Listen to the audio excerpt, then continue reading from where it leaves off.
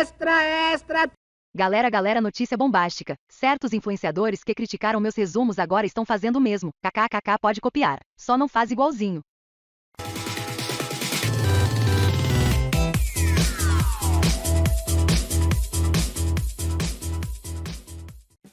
Você sintonizou na Rádio Concurseiro Sincero. A companhia mais certa para seus maiores momentos de cair a ficha. Esse vídeo vai ser um pouco mais longo, mas se você quer saber detalhes que não te contam nem cobrando caro, continue acompanhando que eu vou ser bem objetivo, falando simplesmente tudo sobre concurso público. Então, se você valoriza conteúdo bom e sem enrolação, nem promessas jogadas ao vento, já deixa um like, que eu vou te contar o passo a passo de como passar em concurso público hoje em dia. Sem esses papinhos furados de quem não está atualizado com a competição de alto nível que se tornou. A primeira coisa que você precisa fazer é definir qual concurso prestar. Existem boas carreiras na área fiscal, policial ou na área de tribunais. Aí vai depender do seu perfil. Se você gostar da área de tribunais como eu indico o concurso de oficial de promotoria, que foi autorizado recentemente. Eu tenho resumos gratuitos para esse concurso, mas se você quiser ter uma ideia, eu fiz um vídeo sobre os 7 melhores concursos para 2022. Vou deixar o link de tudo na descrição do vídeo. Depois disso, vem a parte do cronograma. Querem te vender cronograma. Aliás, querem te vender tudo. É como diz o ditado, na corrida pelo ouro, fica rico quem vende pá e picareta. Mas você pode fazer seu cronograma sozinho no Excel. Vou te contar um segredo, o cronograma não vai fazer a prova para você. Você só precisa desse arquivo para controlar em que questão ou aula parou, e para seguir os ciclos de estudo que eu vou explicar nesse vídeo. Se você quiser baixar um modelo que eu usava, vou disponibilizar de graça para você. O link também está na descrição. Escolhido o concurso, você pode analisar o perfil da banca. Eu prometi fazer um vídeo futuramente sobre o perfil de cada banca, mas não se iluda, as bancas vêm se atualizando, e muita gente ficou atolada nessas apostilas de banca, de cursinhos famosos e mentorias. E esse pessoal se ferrou no último concurso do TJSP, pois a banca mudou o modo de cobrança. Eu recomendo conhecer o estilo do examinador, mas não virar especialista de banca, pois isso pode te prejudicar ao invés de ajudar. Faça questões de outras bancas também. Por exemplo, se a banca é a Vunesp, faça várias questões da Vunesp e algumas da FCC sobre o tema. Sobre as matérias, opte em fortalecer primeiro aquelas matérias que são comuns de todos os concursos. Geralmente essas matérias são português, matemática, raciocínio lógico e informática. E algumas matérias de direito também, como o direito constitucional. Caso você esteja defasado em português ou matemática, eu recomendo sinceramente que antes de qualquer coisa, você entenda bem o que é um verbo, ou como fazer uma multiplicação com vírgula. Ou a diferença entre traz com S e traz com Z. Você não faz ideia de como voltar na base vai te agilizar depois. Sobre atualidades, não fique lendo notícia o dia todo, separe os acontecimentos de maior relevância do período cobrado, e se intere sobre eles. Se acontecer que nem na prova do TJ, que cobraram coisas aleatórias, faz parte, vai acontecer para todos os candidatos. Começando do começo, você precisa preparar seu ambiente de estudos. Um ambiente organizado faz toda a diferença na hora de estudar, pois evita distrações. Acabe com as poluições visuais, e principalmente, não deixe os itens necessários para a sua sessão de estudos em um lugar de difícil acesso, pois isso vai te desmotivar. Além disso, é importante que seja um ambiente confortável, com clima e ergonomia agradáveis. Essa dica você encontra no YouTube, mas a próxima dica, e quase todas as outras, não te falam nem cobrando um barão, que é o que cobram por aí. É importante emular o dia da sua prova ao estudar o conteúdo, pois na hora de trazer isso à tona na prova, sua mente estará treinada a evocar aquela informação naquelas circunstâncias. Vira um hábito. Falando em hábito, essa é a outra coisa fundamental, criar um ritual de estudos. Por exemplo, eu acordo, tomo café, penteio o cabelo e sento para estudar todos os dias. Isso faz seu cérebro entender que é hora de estudar, e acreditem ou não, o estudo funciona muito melhor. Mas isso foi um exemplo, você vai criar seu próprio ritual. O ritual inclui o estudo sustentável. Eu sei que alguns funcionam na base do chicote, mas é perigoso andar nessa corda bamba. Sua saúde mental é tão importante quanto seu método de estudo. São inúmeras histórias de pessoas perfeitamente capacitadas, que entraram em colapso emocional nas vésperas da prova ou até durante, e não adiantou de nada todo o esforço e preparo. Ainda nesse vídeo eu vou falar sobre a parte emocional. Para atingir um grande objetivo, é preciso criar metas pequenas, e se habituar com o processo. Não adianta começar fazendo 100 questões por dia, se você não consegue nem se concentrar ainda. Comece com menos e vá aumentando. Ao final, o que mais importa é a constância, o hábito de estudar todos os dias, e não se você se matou de estudar algum dia. Diferente do que muitos falam, também não adianta sair fazendo questões sem nem ter visto a teoria.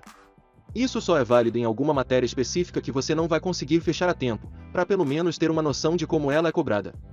Lembrando que eu não recomendo deixar de ver nenhuma matéria. Hoje em dia isso não funciona mais.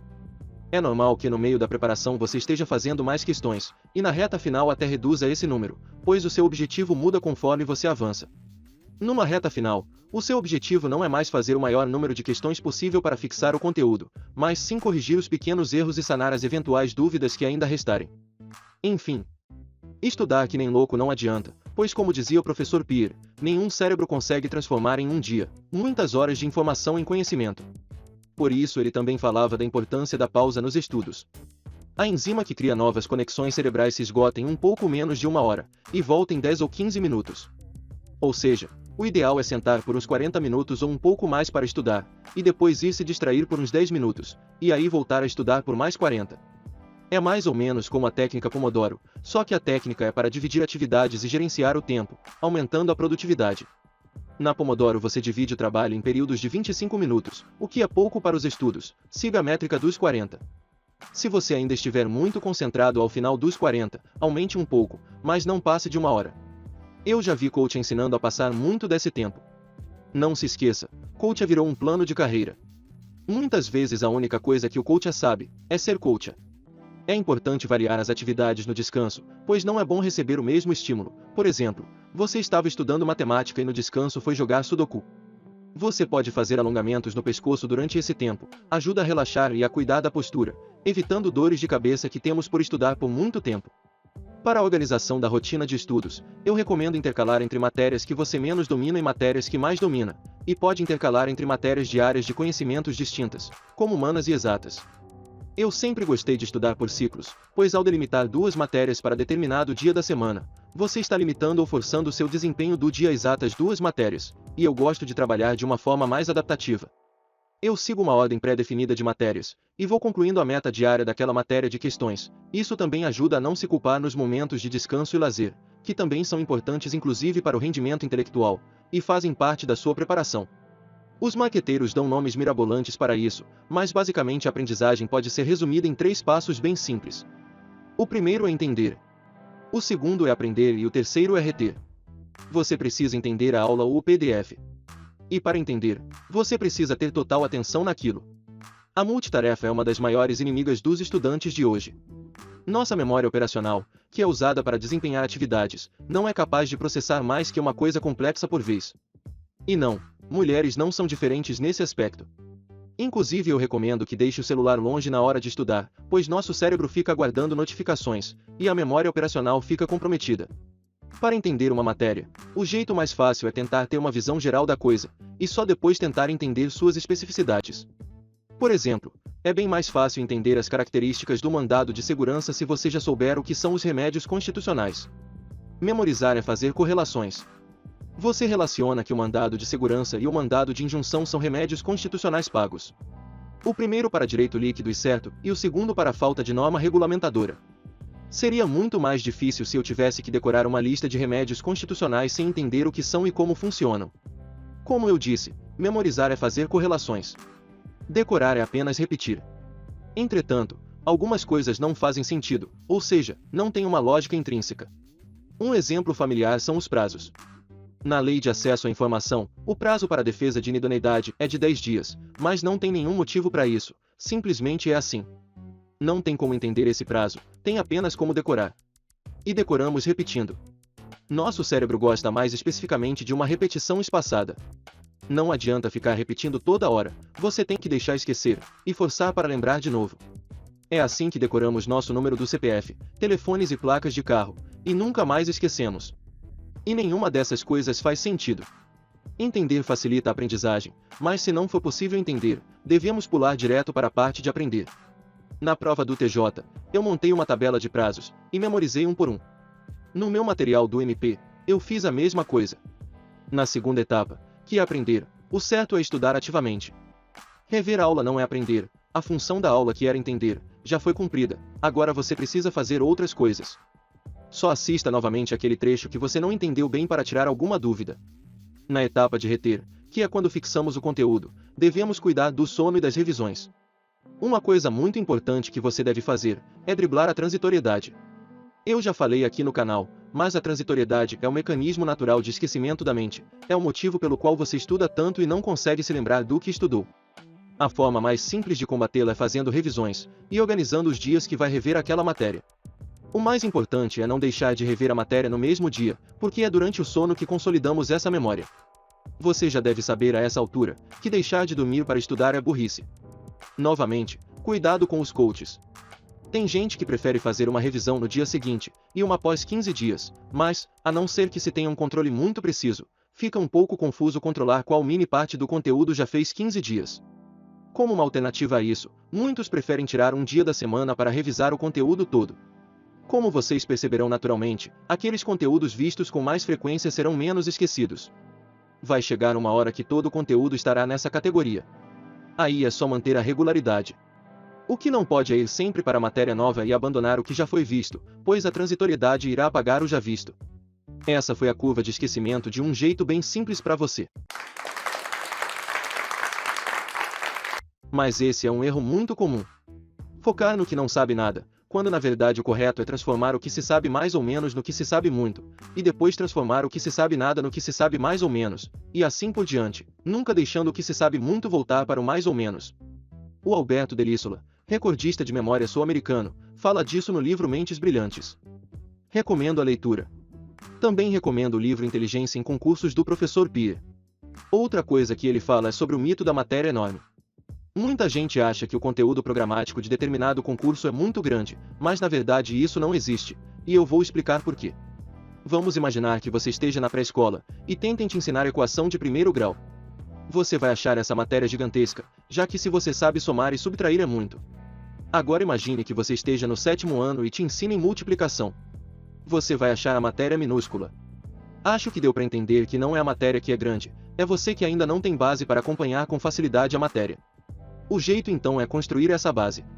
E se preciso, pense num projeto a longo prazo.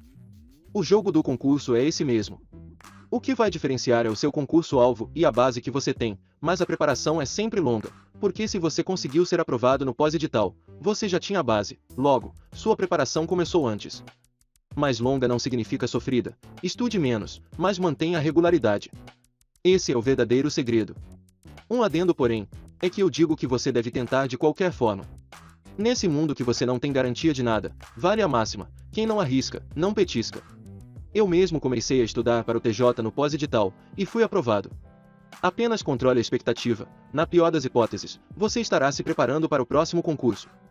Falando um pouco mais sobre memória, os cientistas hoje não definem a memória apenas como a de curto prazo e de longo prazo, como os marqueteiros falam para você, mas sim através de diversos códigos de memória.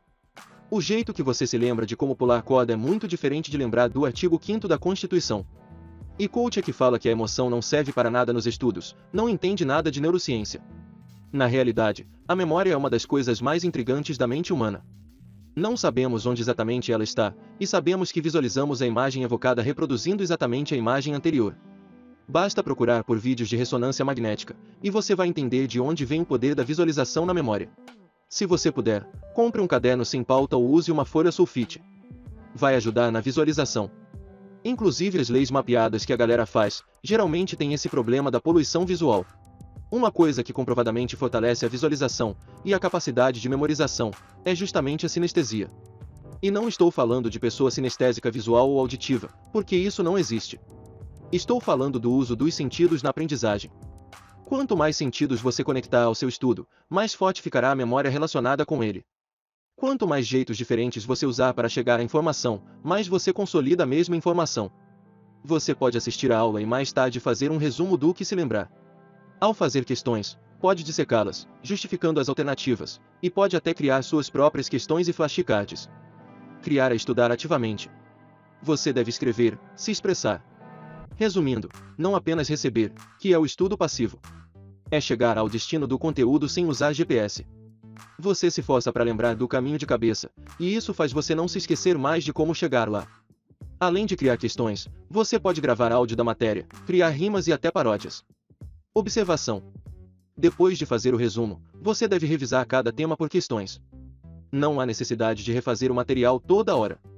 E embora criar seja ótimo, uma visão de fora pode ajudar sim. Na época que eu estudei para o TJ, usei vários macetes que a galera também usava. Uma ferramenta que ajuda é a cor. Categorizar por cores, como por exemplo escrever as causas de impedimento de vermelho e as de suspeição de roxo, ajuda muito a se lembrar. Note que eu falei escrever, e não pintar. Ao pintar você não está fazendo esforço nenhum, então será pouco proveitoso. Outras ótimas ferramentas são o humor e o simbolismo. Tudo isso eu coloquei nos resumos sinceros para oficial de promotoria. Se quiser uma dica para elaborar materiais, foque na desproporção. Lembramos mais de coisas absurdas. Insira tudo num contexto. Lembramos mais de um tigre na lua, do que do mesmo tigre num fundo branco e monótono. Crie movimento também. Se esse tigre estiver dançando moonwalk na lua, aí é que não esquecemos mesmo. Nos meus resumos de direito penal, no crime de condescendência criminosa, eu coloquei o gato de botas do Shrek, para lembrar que o crime se caracteriza por indulgência, que significa pena.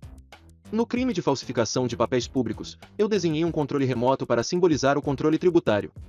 Controle tributário não é isso, mas a imagem do controle remoto me ajuda a lembrar. É meio que engraçado, porque não é desse controle que a lei fala, e como eu disse, o humor também ajuda a fixar. Tem várias técnicas mnemônicas também, como para saber quais crimes são inafiançáveis e imprescritíveis. O termo ração nos remete a racismo e ação de grupos armados. Algumas ideias semelhantes ou contrastantes pedem um esquema comparativo, como os crimes de tráfico de influência e exploração de prestígio. Já o processo penal pede fluxogramas. Fluxograma é um organizador gráfico que indica justamente um processo acontecendo. No caso da falsificação de papéis públicos, como os papéis públicos são a ideia central, e você precisa saber quais são os papéis públicos, você pode fazer o famoso mapa mental. O mapa mental possui uma ideia central e explode em ramificações. Ideias sensuais também retêm mais, mas eu não fiz isso nos resumos por motivos óbvios.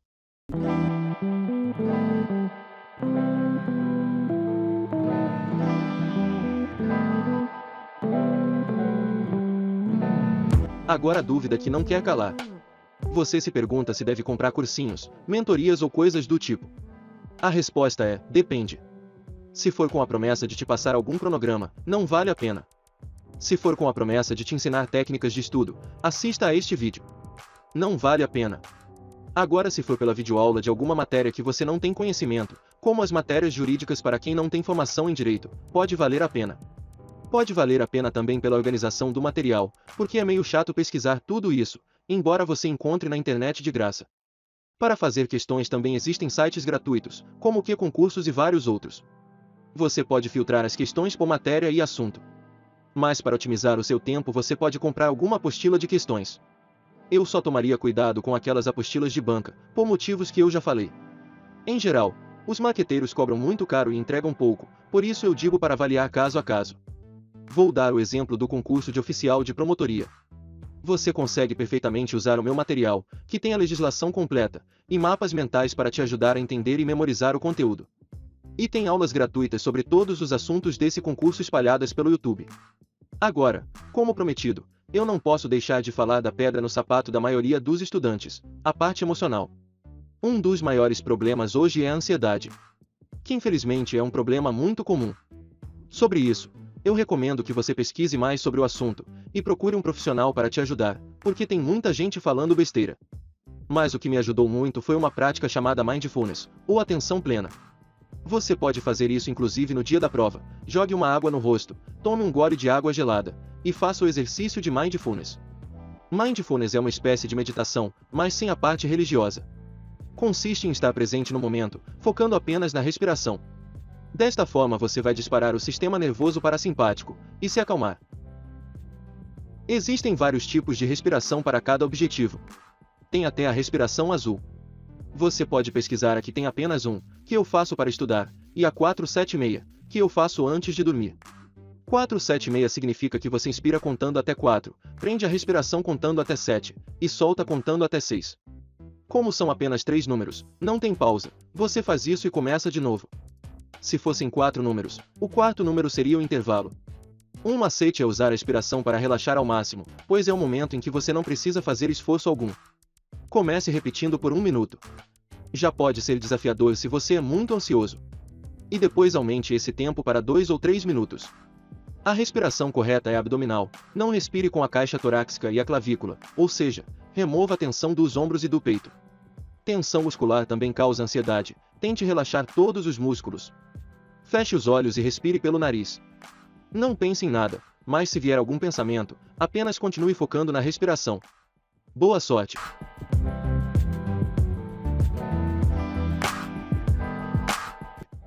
A ansiedade pode estar vindo através de um pensamento, pela região do córtex, ou diretamente da amígdala, que está ligada a reações primitivas como a do medo. E só depois você vai racionalizar sobre o ocorrido. Pode ser que seu cérebro encare a situação da prova como um perigo, e por isso dispare a reação fisiológica de luta e fuga, conhecida como ansiedade. Nesse caso, talvez seja preciso de uma aproximação sucessiva para encarar o impasse. Fazendo isso da maneira correta, você desensibiliza a situação problema e ressignifica a mesma, fazendo com que seu cérebro estabeleça novas previsões, e você não fique mais ansioso quando exposto àquela situação. A psicoeducação é fundamental. Próxima dica: faça exercícios físicos. Você vai liberar o hormônio da endorfina até 24 horas depois de realizar a atividade. Isso vai fazer muito bem para a cabeça, e vai acabar ajudando nos estudos. O exercício mais recomendado para essa finalidade é o aeróbico leve. Cerca de 20 minutos é o suficiente. Qual atividade fazer depende da sua situação de saúde. Eu não sou coach para te falar os 3 segredos para ser feliz, e que funcionam para todos. Mas uma corrida leve pode ser uma boa. Tente fazer isso pelo menos de segunda a sexta. Outro hábito que ajuda muito é o da leitura. Eu falei disso no vídeo sobre o Kindle, mas quando lemos muito, nos acostumamos com as palavras, e lemos em blocos, e não em sílabas, que é o modo que lemos quando somos alfabetizados. Isso pode fazer a diferença na hora da prova, já que as provas têm vindo com textos cada vez maiores. Nesse vídeo eu já recomendei 2 ótimos livros para você ler no tempo livre, e que de quebra, ainda vão falar diretamente sobre como estudar melhor. Mas você pode ler qualquer coisa que achar interessante. Assim vai acabar gostando de ler, que é o principal para ler muito. O Kindle também reflete luz ao invés de emitir, e isso aumenta a retenção. Sim, ainda vale a pena imprimir o material, por conta desse detalhe. Eu sei que imprimir não é viável para muitos, e o planeta também agradece, mas vou falar o que eu fazia. Eu imprimia apenas os simulados e provas antigas, e tinha um caderno para resolver as questões que eu estava lendo no computador. É possível fazer dessa forma, sem ter grandes prejuízos. Falando em simulados, não exagere nos simulados, fazer simulados não é estudar. O simulado serve justamente para emular o dia da prova, portanto crie um cenário com a maior similaridade possível. Também serve para medir o tempo de prova, mas aqui vai o macete: sempre estipule um tempo menor que o do edital, porque se a prova estiver mais longa no dia, ou se o nervosismo atrapalhar, você já vai estar acostumado a ter tempo sobrando. Acredito que um simulado por mês seja o suficiente. O importante é fazer um de vez em quando. O que eu falei nesse vídeo, nenhum mentor te fala, nem por preços altíssimos. Eu aprendi na marra, estudando ciência e estudando para concurso. São esses passos que você precisa seguir para ir muito bem na prova. Se eu te ajudei no vídeo de hoje, fico feliz. Se eu não te ajudei, você deve ser concursado da NASA. Brincadeiras à parte, esse foi o vídeo de hoje, pessoal. Se alguém tiver mais alguma dica, deixa nos comentários para fortalecer a comunidade. Até a próxima e bons estudos!